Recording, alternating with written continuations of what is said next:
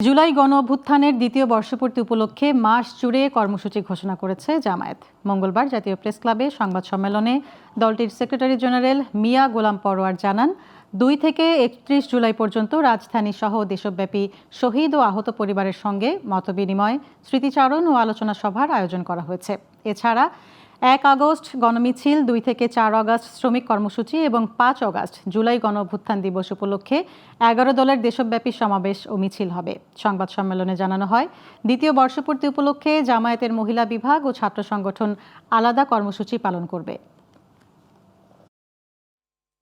আগামী 2 তারিখ থেকে 9 জুলাই রাজধানী ঢাকায় জুলাই শহীদ, আহত ও পঙ্গু পরিবারের সঙ্গে মত বিনিময়, জুলাই স্মৃতি বিজড়িত স্থানগুলোতে স্মৃতিচারণ, আলোচনা, দোয়া, এগুলো 1 সপ্তাহ ধরে চলবে 2 তারিখ থেকে 9 তারিখ।